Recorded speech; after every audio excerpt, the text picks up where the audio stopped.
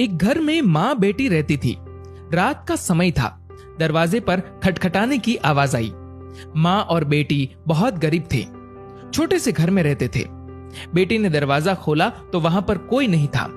नीचे देखा तो चिट्ठी पड़ी हुई थी। बेटी ने चिट्ठी खोलकर पढ़ी तो हाथ कांपने लग गए और जोर से चिल्लाई, माँ इधर आओ।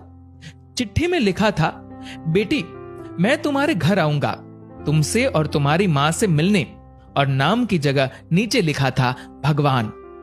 माँ ने कहा, ये शायद हमारी गली के किसी लड़के ने तुम्हें छेड़ने के लिए बहुत ही गंदी शरारत की है। लेकिन बेटी को माँ की बात पर यकीन ही नहीं हो रहा था। बेटी बोली, माँ पता नहीं क्यों मुझे ये सच लग रहा है। माँ को मनाकर बेटी और माँ दोनों तैयारी में लग गई। घर भले ही छोटा सा था लेकिन दिल बहुत अमीर। घर पर एक चटाई थी मेहमानों के लिए। वह ट्रंक से निकालकर बिछा दी और रसोई घर में जाकर देखा तो खाने का एक दाना नहीं था। बेटी और माँ दोनों गहरी सोच में पड़ गए कि यदि भगवान सच में आ गए तो खाने में कुछ नहीं दे पाएंगे। आगे पीछे का कुछ नहीं सोचा। बचत के 300 रुपए बेटी के पास थे। पैसे लेकर वे दोनों छाता और कंबल लेकर किराने की दुकान के लिए निकल पड़े।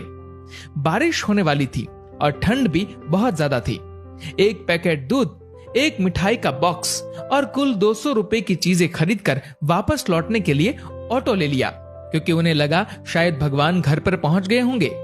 घर से थोड़ी दूर पहुंची तो देखा कि जोर से बारिश शुरू हो गई और सड़क किनारे एक पति पत्नी खड़े थे।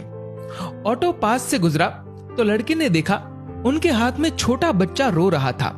स्थिति कुछ ठीक नहीं लग रही थी। ऑटो घर के दरवाजे पर पहुंचा। माँ ऑटो से उतरी ही थी कि बेटी से रहा नहीं गया। बोली, ऑटो वाले भैया जरा ऑटो को उनके पास ले लो। पास जाकर देखा तो बच्चे को तेज बुखार था और उनके पास खाने के लिए कुछ नहीं था। एक तरफ भगवान घर पर आने वाले हैं और दूसरी तरफ ये समस्या। बेटी ने सोचा, भगवान को मना लूंगी, लेकिन यदि इन्हें ऐसे ही हाल में छोड़ दिया गया तो भगवान बिल्कुल भी माफ नहीं करेंगे। बेटी ने जो जो खरीदा था सब उनके हाथ में थमा दिया और तो और बचे हुए 50 रुपए भी दे दिए और बोली, अभी मेरे पास इतने ही है, इसलिए रख लीजिए। बारिश हो रही थी तो छाता भी दे दिया और बच्चे को ठंड ना लगे इसलिए कंबल भी दे दिया।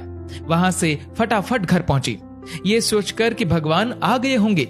लेकिन दरवाजे पर माँ खड़ी थी। बोली, आने में इतनी देर क्यों लगा दी बेटी? और ये देख, एक और चिट्ठी आई है, पता नहीं किसकी है। बेटी ने पढ़ना शुरू किया। उसमें लिखा था, बेटी आज तुमसे मिलकर बहुत खुशी हुई। पहले से दुबली हो गई हो लेकिन आज भी उतनी ही सुंदर हो। मिठाई बहुत अच्छी थी और तुम्हारे दिए हुए कंबल से बहुत आराम मिला। छाता देने के लिए धन्यवाद। बेटी अगली बार मिलते ही लौटा दूंगा। बेटी के तो होश उड़ गए। निशब्द होकर पीछे मुड़कर सड़क किनारे देखा तो वहां कोई नहीं था। चिट्ठी में आगे लिखा था, इधर उधर मत ढूंढो मुझे, मैं तो कण कण में हूं। जहां पवित्र हो सोच, मैं हर उस मन में हूं। यदि दिखे कोई जरूरतमंद तो मैं उस हर जन में हूं। बेटी जोर से रो पड़ी और मां को सब बताया। दोनों बहुत भावुक हो गए और पूरी रात सो नहीं पाए। दोस्तों, अब आप सभी से एक प्रश्न है, क्या ये बेटी सच में गरीब थी?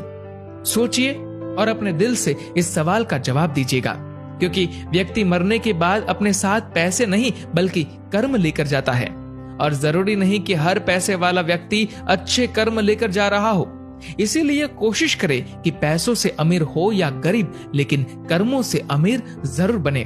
दोस्तों, इस कहानी को लेकर आपकी क्या राय है, नीचे कमेंट करके जरूर बताएगा।